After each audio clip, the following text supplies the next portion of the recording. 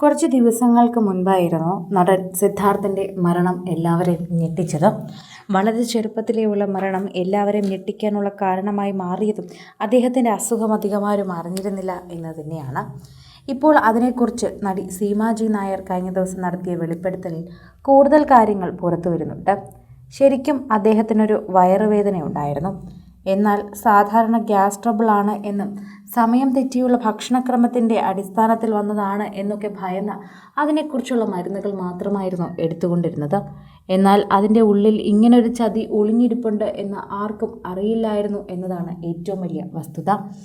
അദ്ദേഹത്തിന് ക്യാൻസർ സ്ഥിരീകരിച്ച് അല്ലെങ്കിൽ ക്യാൻസറാണ് എന്നറിഞ്ഞപ്പോൾ ശരിക്കും പറഞ്ഞാൽ എന്ത് ചെയ്യണമെന്ന് അറിയാതെയാണ് എല്ലാവരും നിശ്ചലമായി പോയത്.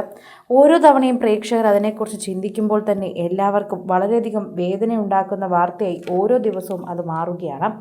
അത്രമാത്രമാണ് ആ വാർത്തയെക്കുറിച്ച് പ്രതികരിക്കാനുള്ളത്.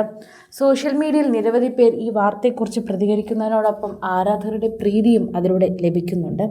ഓരോ തവണ എന്ന് പറയുമ്പോൾ സോഷ്യൽ മീഡിയ പോസ്റ്റുകൾ വളരെയധികം വ്യക്തമാകുന്നുണ്ട് എന്ന് പറയുന്നു. നടി സീമാജി നായരുടെ പോസ്റ്റാണ് സോഷ്യൽ മീഡിയയിൽ വൈറലാകുന്നത്. അർബുദ രോഗം മൂലം അകാലത്തിൽ വിട പറഞ്ഞ ടെലിവിഷൻ താരം സിദ്ധാർത്ഥ് വേണുഗോപാലിൻ്റെ വിയോഗത്തിനെ സംസാരിച്ചുകൊണ്ട് നടി സീമാജി നായർ എല്ലാ സ്വപ്നങ്ങളെക്കുറിച്ചും പറയുന്നു. ഏറെ സ്വപ്നങ്ങളും ആഗ്രഹങ്ങളും ബാക്കി വെച്ചാണ് സിദ്ധാർത്ഥ് യാത്രയായതെന്നാണ് സീമ പറയുന്നത്.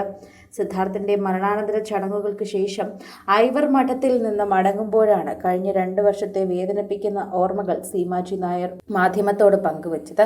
സിദ്ധാർത്ഥിനെ ബാധിച്ചത് ന്യൂറോ എൻഡോക്രൈൻ കാർസിനോമ എന്ന അതീവ ഗുരുതര ക്യാൻസർ ആയിരുന്നുവെന്നും മികച്ച ചികിത്സകൾ നൽകിയിട്ടും ആ ജീവൻ രക്ഷിക്കാനായില്ലെന്നും സീമ പറയുന്നു.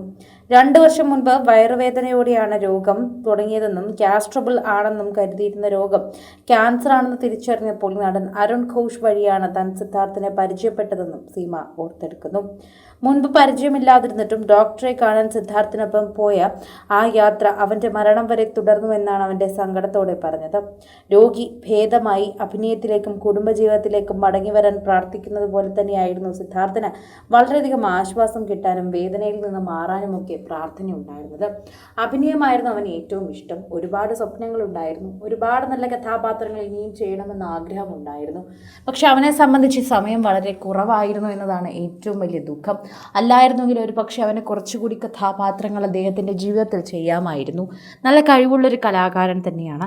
അത്തരത്തിൽ കലാകാരന്മാർ ഇത്തരത്തിൽ മരിക്കുമ്പോൾ അത് ഏറ്റവും കൂടുതൽ വേദനയായി മാറുന്നതിനുള്ള വാർത്തയും വളരെയധികം പ്രധാനപ്പെട്ടതായി തന്നെ മാറുകയും ചെയ്യുന്നു.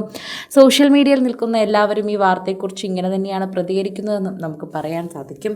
കൂടുതൽ സിനിമ, സീരിയൽ, ചാനൽ വാർത്തകൾക്കും നിങ്ങളുടെ പ്രിയപ്പെട്ട താരങ്ങളുടെ എക്സ്ക്ലൂസീവ് അഭിമുഖങ്ങൾക്കുമായി സബ്സ്ക്രൈബ് ചെയ്യാൻ മറക്കല്ലേ.